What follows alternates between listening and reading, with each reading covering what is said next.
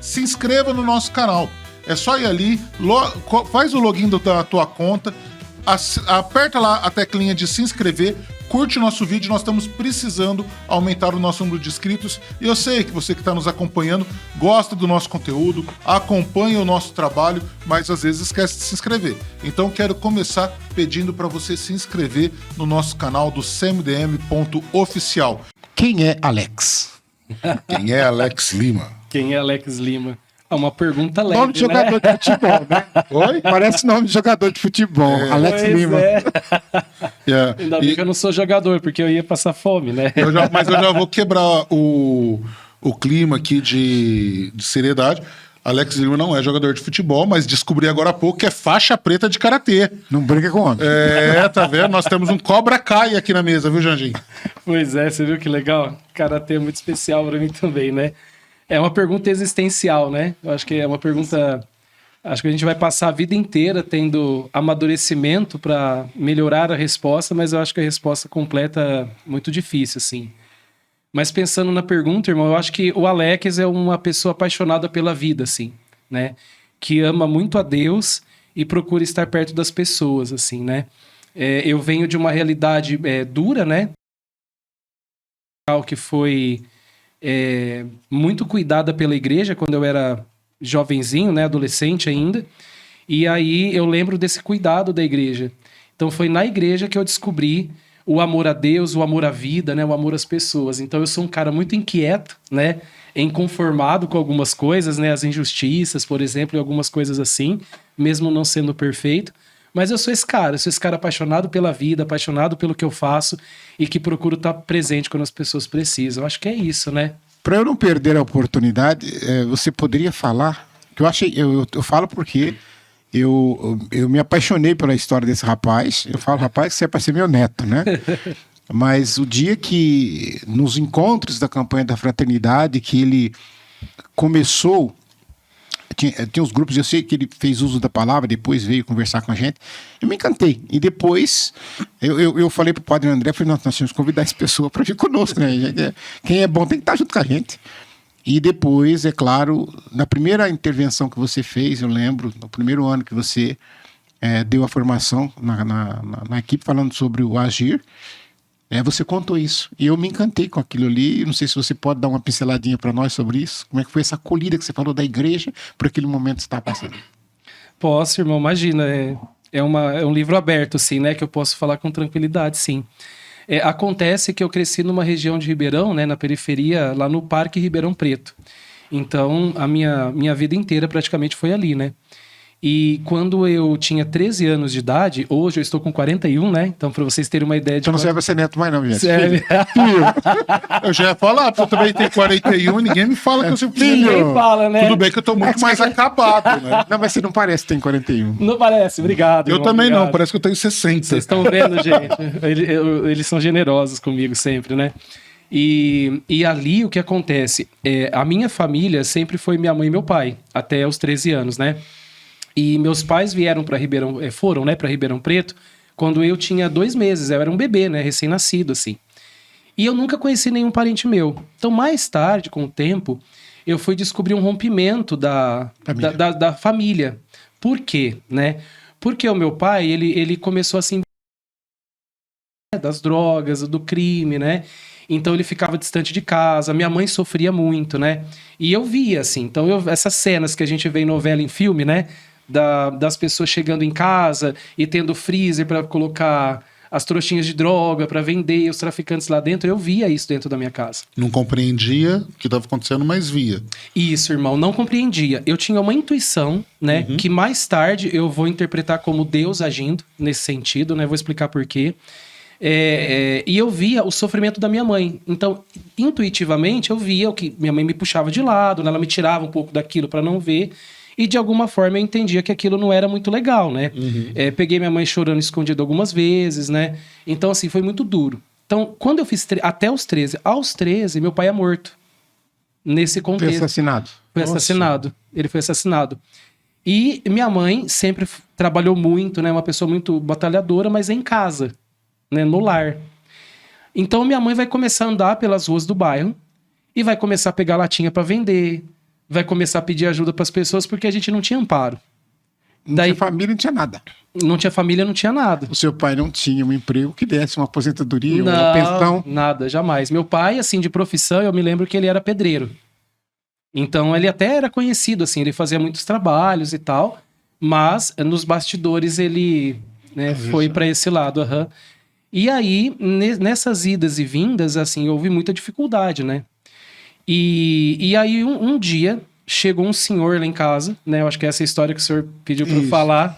Chegou um senhor lá em casa, que minha mãe andando pelos bairros deve ter encontrado com ele, né? Chegado até ele de alguma forma. E esse senhor começou a ir algumas vezes, né, lá em casa. Então eu pensava alguma coisa do tipo assim, ó, a síntese hoje, né? Eu pensava assim, por que ele está nos ajudando se ele não nos conhece? Só que ele não dizia nada. Ele só chegava, ele queria saber se a gente estava bem. Ah, seu filho tá bem? Seu filho comeu? Ele tá indo pra escola? Coisas simples assim. Ele ajudava, às vezes com gás, né? Uma coisa, e minha mãe pegando latinha. E eu comecei a fazer parte nessa época da Polícia Mirim, né? Pra fazer trabalho de banco, né? Eu comecei a fazer curso de como lidar com pessoas. E aí a minha vida foi assim. Um dia, minha mãe chegou e disse assim, olha, vai na missa. Sabe aquela coisa... Por que você foi na igreja? Ah, porque minha mãe mandou? Foi isso. Foi isso, irmão, foi isso. Porque minha mãe mandou. E eu tinha muita vergonha, porque a gente não tinha condição. Então eu tinha um short muito limpinho, né? Minha mãe sempre foi muito cuidadosa, mas assim, um shortinho velho, um chinelo no pé e camiseta. Eu cheguei e sentei lá no fundo da igreja, minha primeira missa, eu lembro até hoje. Acontece que esse senhor que ele levava as coisas, como eu disse, eu nem sabia que ele era da igreja, né? E minha mãe disse, olha, eles estão ajudando a gente, então vai lá, né? A maneira simples dela, né? A gente não vai ter como pagar, né? Então marque presença. Mostrar que é importante, né? Mostrar que é importante, irmão. E aí, assim eu fiz. Um dia lá, minha mãe mandou, eu fui. Vi lá o horário da missa. Gente, a hora que eu cheguei na igreja, que eu entrei, eu vi o padre da paróquia. Eu nunca tinha visto um padre de perto até aquele momento. Quem era o padre? Aquele senhor que ia lá em casa levar as coisas e nunca falou coisa nenhuma. Ele só queria saber se a gente estava bem. Ele nunca falou pra você ir na igreja, ele nunca falou pra você rezar, Nunca. Ele só perguntava se a gente estava bem. O que a gente precisava, se estava tudo certo. E ele queria saber se a gente estava bem. Ele queria saber se minha mãe estava comendo, se eu estava conseguindo estudar, como que as coisas estavam, né? E esse homem é o padre João Ripoli. Né? Eu falo para vocês, nós temos um santo da diocese, não acredito. Com certeza. Quanto mais eu conheço pessoas da diocese... que falam desse homem. Quanto mais eu conheço pessoas de Ribeirão, mais eu tenho certeza que o padre João Ripoli é um santo. Eu concordo muito com vocês, assim, né? Nós fizemos um trabalho com jovens de vários lugares do país, né? Vários estados, em julho do ano passado. E nós entramos em contato com ele, a gente fez questão de levar parte desses jovens para conhecer o Padre João. Então ele sentou à mesa, como nós estamos aqui, né? E foi, assim, muito tocante para os jovens, né? A gente nem ficou mediando a conversa, os próprios jovens foram perguntando, interessados, né? E aí ele dizendo, né? Olha, ele cresceu aqui, isso que eu tô contando para vocês, o Alex viu, né? E outras pessoas que estavam lá. Então o Padre João mexe muito com a minha vida, porque... eu não quis sair mais da igreja, né? Eu me senti assim, eu nunca tinha sentido aquilo na vida, né? Falei, nossa, tipo assim, na minha cabeça, eu acho que eu pensei nele, era o chefe, né? E ele não mandava ninguém, não. Ele ia, né? Era o rosto dele, quer dizer, eu reconhecia o sacerdote porque podia mandar algum agente pastoral, né? Tudo bem, normal, né? Normal. Mas o Padre João, sendo o Padre João, né? E até hoje, né? Até hoje... E ele, como vocês fazem também aqui, né? Vocês estão presentes e tal, isso é fundamental. E aí, lá na igreja, eu encontrei ali também depois um mundo de gente, né? Que foi ajudando na minha caminhada, né? A minha escolha da minha formação acadêmica nasce dentro da paróquia, né? Então, muitas coisas foram acontecendo na minha vida a partir disso. Então, eu não consigo descolar a minha vida da igreja. A minha vida profissional, eu não consigo, né?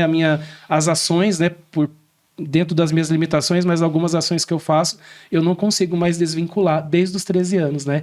Então, ele foi uma figura fundamental na minha vida e as pessoas dessa paróquia, uma paróquia mariana, né? Que Maria vive me perseguindo no bom sentido, né? Dizendo que ela tá lá para quando eu precisar dela. Sempre. Uma paróquia, Nossa Senhora de Lourdes, né? A paróquia. Então é isso, assim. Essa é a história, irmão. Coisa linda, Gente, maravilhoso. já pode acabar o programa que valeu. Olha, porque, primeiro, um testemunho tão lindo, tão bonito, e segundo, o padre João Rippler é que Eu acho que o padre João Rippler... Rafael falou que É não uma vai das- vir aqui. Eu não aceito, mas se ele aceitasse, eu traria. Seria uma satisfação imensa para que todos pudessem conhecer essa pessoa que é o padre João Rippler que eu estou falando. Quem eu conhece, acho que é difícil sabe.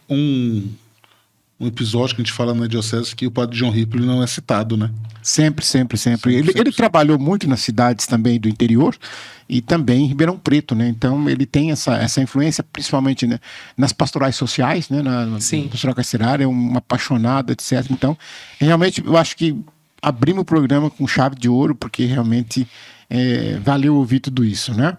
Estamos aqui diante do Alex, ele não completou ainda, porque foi tão impactante o testemunho dele que ele não completou, né? Eu sei que você é professor, que você tem uma... Fala um pouquinho disso aí também, porque você está envolvido com os maristas, né? Sim. Como eu disse, eu venho de uma paróquia muito simples, né?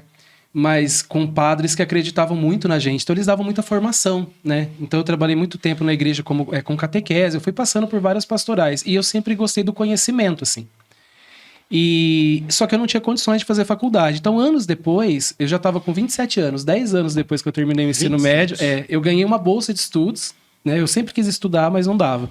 Com 27, eu ganhei uma bolsa de um programa do governo do estado. Não existe mais, existem outras coisas, mas chamava Escola da Família. Que as escolas ficavam abertas aos finais de semana para a comunidade. Lembro. Lembra, irmão? Sim. E aí a gente desenvolvia projetos. Então, essa foi a minha caminhada. Então, a gente desenvolvia projetos sociais. Às vezes, eu dava aula de karatê voluntário, né? Porque eu treino, de fato, há 25 anos. Então, assim... E aí, eu fiz a minha primeira formação, que foi em pedagogia. Então, a minha primeira formação acadêmica foi em pedagogia. Depois, eu fiz uma especialização, uma pós-graduação em gestão da educação e políticas públicas educacionais, né? Depois eu fiz a complementação em História, né? Então, a graduação em História. E agora eu estou fazendo 2 pós-graduações. Uma delas, as duas, né? Mas uma delas diz mais sobre esse nosso trabalho, né? Nas questões que é uma especialização pela Católica de Pernambuco, no caso, né? Em dimensão social da fé, com ênfase em doutrina social da igreja e pastoral social. Então, agora a gente já está escrevendo, né, o trabalho final. E essa é a minha caminhada de formação, né? Na igreja, eu participei dos cursos também de teologia para leigos, né? Tenho formação na área de animação vocacional, pelo IPV, né, que é o Instituto de Pastoral Vocacional. Vale a pena o pessoal acessar o site, conhecer o trabalho bonito também que os religiosos fazem ali. Sim, de formação, de acompanhamento vocacional. E quando eu estava na faculdade de pedagogia, então a primeira... eu consigo entrar no Marista, no Irmão Rui, né? Que são três escolas maristas em Ribeirão. E eu entro na escola social, que é próximo de onde eu cresci. Próximo ali do Parque Em Ribeirão, Ribeirão. então, tem 13 escolas maristas. Três escolas maristas. Isso. A mais antiga do centro, né? Que tem 80 que eu e tantos conheço. anos. Isso, a mais conhecida mesmo, né? Nós temos, então, o Irmão Rui, que é a sequência do trabalho iniciado no sítio Paudalho, né, que é um sítio da Arquidiocese. Isso. E a Arquidiocese cedeu para os irmãos, né, lá na década de 70, e eles vão fazer trabalho com crianças naquele espaço até 2002. Então, em 2002, vai para esse local onde é hoje, né? Quem for a Ribeirão vai conhecer ali o Centro Social Marista, aliás, Marista Escola Social hoje, né? Marista Escola Social, Irmão Rui. Então, eu comecei ali em 2011, né? Vai para 14 anos que eu sou um marista de coração, vamos dizer assim, né? Então, já fui estagiário ali, trabalhei como animador vocacional, como pastoralista na escola, né? Na dimensão da evangelização. Nos últimos 2 anos, mais ou menos, eu estava em São Paulo, né? Como assessor de evangelização, né? Das equipes de pastoral acompanhando escolas. E agora eu volto para Ribeirão Preto, né? Na coordenação de pastoral da escola do Marista Champagnat, que é, então, a 3ª escola que completou esse ano 10 anos de idade, né? Então, embora eu conheça toda aquela gente boa e marista, né? Como eu costumo dizer, é um trabalho novo para mim, né? E está sendo uma experiência muito bonita. Então, essa é a minha caminhada, né? O Marista Champagnat fica onde? Fica eles chamam de Saint Gerard por ali, o bairro. Fica do outro lado. Localizando em Ribeirão, fica pro rumo do Shopping Guatemi. Ah, sim. É do outro lado, Do outro né? lado, né? do lado de cada pista no parque. Aqui na periferia nós temos o Irmão Rui, exatamente do outro lado da pista. Irmão Rui é o nome da escola. É o nome da escola. Porque eu tava pensando, quem é Irmão Rui? Essa eu peguei, tá vendo? Essa Você pegou? Eu não estudo tanto, mas algumas coisas eu pego. Não, eu falei, eu vou perguntar pra quem é Irmão Rui. É o nome da escola. O Irmão Rui foi um grande irmão marista, né? Um religioso, assim, muito querido, assim, com as crianças e ele foi o irmão que foi procurado na década de 70 para iniciar esse trabalho com as crianças na cidade. O Irmão Rui mesmo, né? A figura do irmão. E os anos vão passando, o Irmão Rui faleceu em 1997, né? E portanto, ele não viu a escola social, ele não viu a escola onde está hoje, né? Então, foi justo, né? Entendeu-se que seria importante batizar com o nome dele, porque quando a gente batiza, né? Um lugar com um nome, significa que aquele nome também quer fazer parte da identidade do lugar, né? Então, é um pouco do recado que se dá com o nome do Irmão Rui, né? Como devem ser os educadores ali, como deve ser o cuidado com as crianças, uma educação firme, decidida, mais amorosa, né? Um pouco desse trabalho lá. Então, eu já andei por aí, já nesses 13 anos, e tenho aprendido muito com os irmãos maristas, com as direções, coordenações, os educadores queridos, por onde a gente vai, né? Assim como na igreja, irmãos. Aonde a gente vai, a gente tem colo, né? A gente tem acolhida e assim são os maristas também. Que bom, viu?